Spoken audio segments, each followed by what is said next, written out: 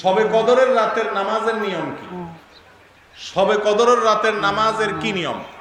কয় রাকাত পড়বেন?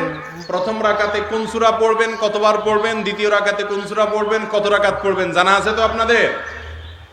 জানা নাই? একজনও জানেন না? ইন্না লিল্লাহি ওয়া ইন্না ইলাইহি রাজিউন।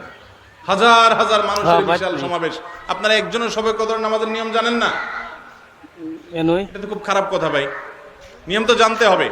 আচ্ছা আমি বলে দিচ্ছি, শবে কদরের নামাজের নিয়ম হলো অন্য যে কোনো নামাজ যেভাবে পড়েন শবে কদরের নামাজও একইভাবে পড়বেন। এই হলো শবে কদরের নামাজের নিয়ম।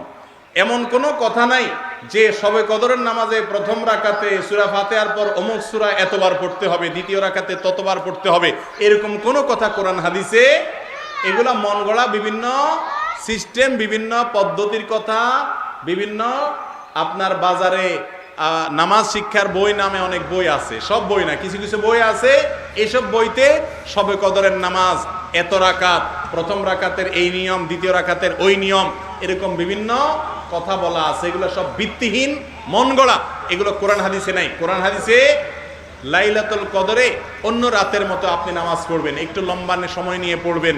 যে কোনো রাতের নামাজ, তাহাজ্জুদের নামাজ লম্বা সময় নিয়ে পড়তে হয়, দীর্ঘ রাকাত, দীর্ঘ রুকু, দীর্ঘ সিজদা, আস্তে আস্তে তেলাওয়াত, আস্তে আস্তে তাসবিহ এবং সময় নিয়ে পড়বেন। দুই রাকাত করে পড়বেন, যে কোনো সূরা দিয়ে পড়তে পারেন, একবার পড়বেন না দুইবার পড়বেন সূরা ফাতিহার পরে সূরা, এটা আপনার ব্যাপার, কোনো সূরা নির্ধারিত না।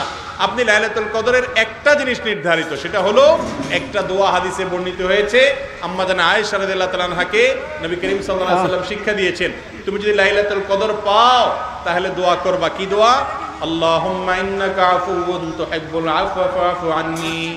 আল্লাহ আপনি ক্ষমাশীল, ক্ষমা করতে ভালোবাসেন, অতএব আমাকে ক্ষমা করে দেন। ক্ষমা করতে ভালোবাসেন, অতএব আমাকে ক্ষমা করে দেন।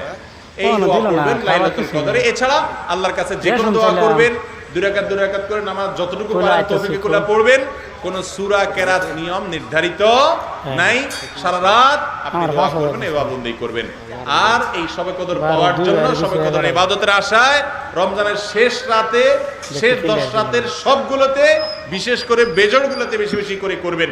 শুধু 27 তারিখকেই করবেন, অন্যগুলো